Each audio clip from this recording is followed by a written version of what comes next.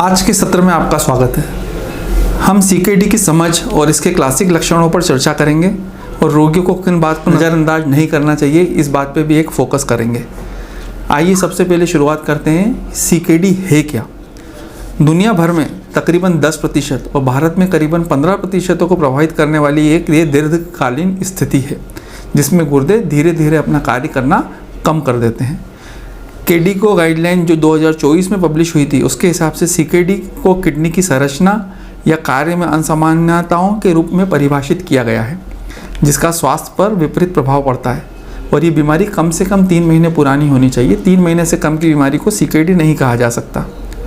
CKD की पहचान में गुर्दे की क्षति की मात्रा जैसे एल्बुमिन ज़्यादा जाना, क्रिएटिनिन का बढ़ना, इमेजिन में असमानता या हिस्टोपैथोलॉजी में कोई चीज़ों की दिक्कत, किडनी बदलवाने का संबंधी इतिहास और जीएफआर में कमी लेस देन 60 ml पर 1.73 वर्ग मीटर होनी चाहिए। बिगड़ा हुआ गुर्दा कार्य समग्र स्वास्थ्य एवं महत्वपूर्ण प्रभाव डाल सकता है। सीकेडी के निदान के लिए स्वास्थ्य सेवा प्रदाता जीएफआर की जांच के लिए रक्त और यूरिन को देखने के लिए एल्बुमिन को देखने के लिए यूरिन की जांच करते हैं। किडनी जो होती है सीकेडी होती है वो 5 चरणों में होती है। पहले चरण में जीएफआर 90 या उससे ज़्यादा, दूसरे चरण में 90 से 60 के बीच में, तीसरे चरण में 45 और 59 के बीच में, चौथे चरण में ये 15 से 29 और उसके बाद 15 से नीचे जीएफआर होने को चरण 5 कहा जाता है। ये विभिन्न सिम्टम्स के साथ प्रकट हो सकती है। जो सामान्य और महत्वपूर्ण सिम्टम्स हैं वो है थकान, सूजन विशेषकर पैरों पे और आँखों के नीचे, पेशाब में परिवर्तन, रात के समय पेशाब ज़्यादा या पेशाब की मात्रा कम होना, सांस लेने में कठिनाई, उबकाई, उल्टी, भूख में कमी, मांसपेशियों में ऐंठन, त्वचा में खुजली इत्यादि। कई कारक सीकेडी जोखिम को बढ़ाते हैं जिसमें प्राथमिक रूप से ब्लड प्रेशर जिसको मधुमेह और ब्लड प्रेशर जिसे उच्च रक्तचाप कहा जाता है, ये सबसे महत्वपूर्ण 2 कारण हैं। इसमें 60 से 70% मरीज किडनी के इन्हीं 2 बीमारियों से रहते हैं।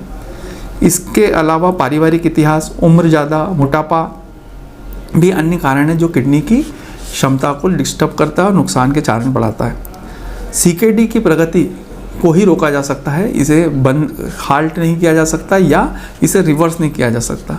उसके लिए इसको शुरुआत में पकड़ना बहुत ज़रूरी होता है। प्रॉब्लम सीकेडी के साथ में होती है कि लक्षण रहित प्रकृति और थकान, सूजन और पेशाब में बदलाव जैसे गैर विशिष्ट लक्षणों के कारण आरंभिक स्टेज में पता नहीं चल पाता।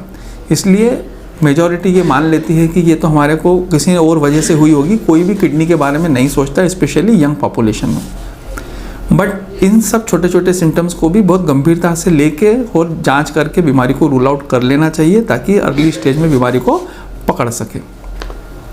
क्रोनिक किडनी कई गंभीर जटिलताओं को जन्म दे सकता है जैसे कि हड्डियां में प्रॉब्लम, हृदय रोग में प्रॉब्लम, खून की प्रॉब्लम, इलेक्ट्रोलाइट असंतुलन, यूरेमिक लक्षण, संक्रमण का खतरा बढ़ जाता है। सीकेडी को प्रतिबंधित करने और जटिलताओं को जोखिम करने के लिए कुछ कदम उठाए जा सकते हैं जैसे नियमित निगरानी। हर पेशेंट को नियमित रूप से क्रिएटिनिन और एल्बुमिन की जांच करनी चाहिए। ब्लड प्रेशर और शुगर को कंट्रोल करना चाहिए। खून की कमी और इलेक्ट्रोलाइट एब्नॉर्मलिटी को कंट्रोल करके उसके हिसाब से खाना पीने को एडजस्ट करना होता है। हड्डियों के स्वास्थ्य पर ध्यान देना होता है क्योंकि किडनी में विटामिन डी एक्टिवेट होता है, उस हिसाब से विटामिन डी को लेना पड़ता है। जीवन शैली में बदलाव करना होता है जिसमें एक्सरसाइज, धूम्रपान बंद करना, संतुलित आहार शामिल है।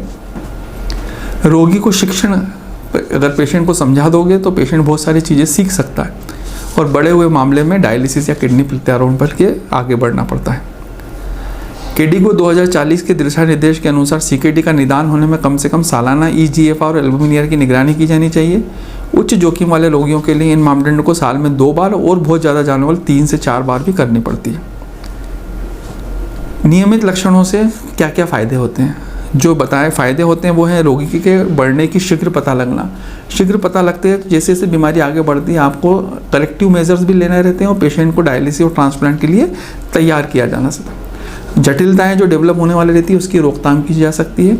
जैसे खून की कमी होने वाली है तो समय पे एरिथ्रोपोएटिन दे सकते हैं, सूजन आने लगी तो समय पे पेशाब बढ़ने वाली डाइटॉक्सारी की दवाइयों को दिया जा सकता है जिससे कि फ्लूइड ओवरलोड में पेशेंट न जावे। उपचार योजनाओं का समापन, जैसे blood pressure control, proteinuria control करने के लिए कुछ दवाइयाँ आ गई है, उसको दे सकते हैं। विटामिन डी सप्लीमेंट करके हड्डी मजबूती में दे सकते हैं। जीवन की गुणवत्ता में सुधार के लिए आप प्रयत्न कर सकते हैं। मेजॉरिटी ऑफ पेशेंट को जो सिम्टम्स रहते हैं, खून की कमी और इलेक्ट्रोलाइट एब्नॉर्मलिटी रहते हैं, उनको करेक्ट करोगे तो वो भी ठीक रहेंगे।